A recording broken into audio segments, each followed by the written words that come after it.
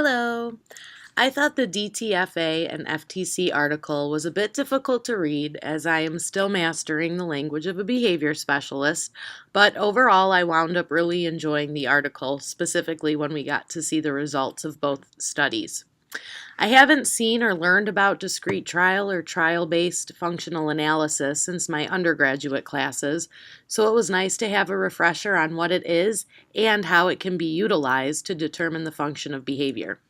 In the article written by Chezin et al. In 2013, it focused on 3 adults with severe behaviors and how DTFA can help determine the function of severe behaviors in adults.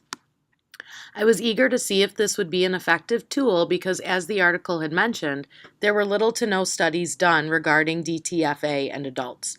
I feel that this seems to be the case with a lot of interventions or assessment tools, as there have been a lot of studies completed with children and young adults, specifically teenagers, but I feel that there is very little literature on working with adults and what can be effective, so this was nice to see. I had never heard of FCT, which stands for FCT, which stands for Functional Communication Training, and how it can replace communicative responses in individuals.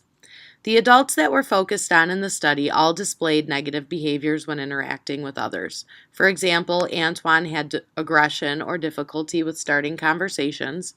Rick was only able to verbally say no and also displayed aggression. And Tanya displayed noncompliance and stealing food and drink when it was in her proximity without asking. Based on the results of both studies, it seemed that the use of DTFA was in fact effective in determining the functions of behavior. As the article stated, the implementation was embedded in the individual's daily routines, which I feel is so important when determining the function of behavior or even when implementing an intervention to replace said behavior.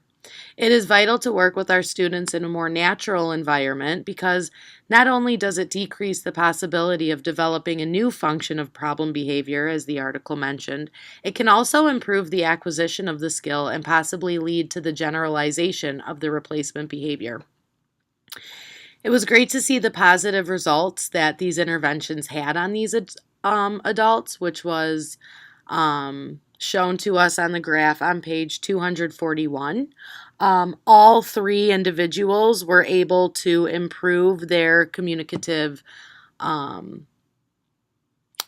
abilities because they were able to correctly replace their behavior with the target behavior. For example, Antoine was able to say, "I want to talk to you," with 100% accuracy or on 100% of the trials towards the end.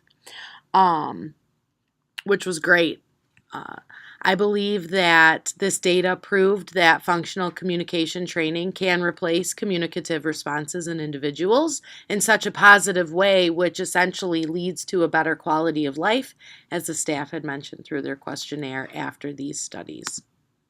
I look forward to reading your posts and answering your questions that you may have. Have a great weekend.